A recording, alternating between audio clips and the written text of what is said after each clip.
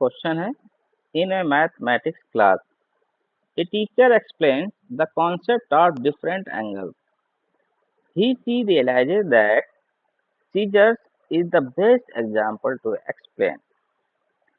हिंदी में, गणित कक्षा में शिक्षक भिन्न भिन्न कोणों की अवधारणा को समझाता या समझाती है। उसे यह अनुभूति होती कि कैंची से किस कोण को समझाने के लिए सर्वोत्तम उदाहरण है, ये हमें बताना है। चलिए इसको देख लेते हैं। तो हमारे पास क्या दिया हुआ है, कैंची दी हुई है, उससे कोणों को उसे समझाना है।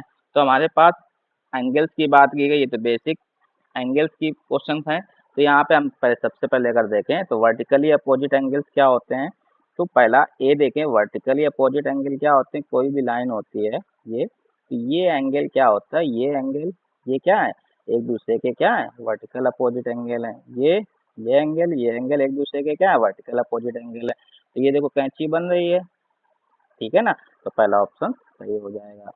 सेकंड क्या है, linear pair of angle. Linear pair of angle क्या होते हैं कि कोई भी लाइन होती है, लीनियर पेयर ऑफ एंगल क्या होते हैं, ये 1 है ये 2 है, ये 1 है अगर ये 2 है, जिन नंबर्स का सम क्या होता है, सम ऑफ एंगल कितना हो जाए, 180 डिग्री, ठीक है ना।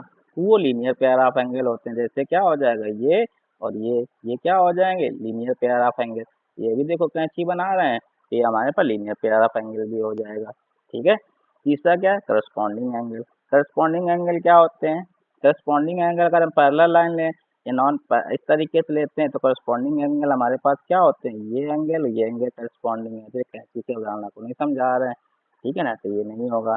अल्टरनेट एंगल क्या होता है, अल्टरनेट एंगल फिर से अगर हम पैरेलल लाइन का एग्जांपल ले लें तो क्या होते हैं, एक ये होता है और फिर ये होता है, अल्टरनेट एंगल होते हैं। तो इसके लिए दो चाहिए हमारे पास, कैंची केवल इतने में ही पार्ट में बन रही, तो ये भी नहीं हो पाएगा।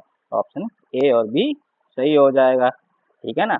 हिंदी में देखें तो शीर्षा विमुख कोण यानी कि vertical opposite angle, linear pair of angle यानी कि रैखिक युगल। रैखिक युगल क्या होता है, इनका सम कितना होता है, 180 डिग्री। शीर्षा विमुख कोण, ये हमारे पास उदाहरण उसका ये हो गया। संगत कोण यानी कि संगत कोण हमारे पास क्या होगा, करस्पॉन्डिंग एंगल। और एकांतर कोण, तो यहाँ से ऑप्शन हमारे पास क्या सही हो जाएगा, ए और बी। ए और बी किस ऑप्शन में है, ऑप्शन सी में। तो ये ऑप्शन थर्ड हमारे पास करेक्ट हो जाएगा। Clear, okay. तो बेसिक डेफिनेशन पे क्वेश्चन है ये इसकी एंगल्स की।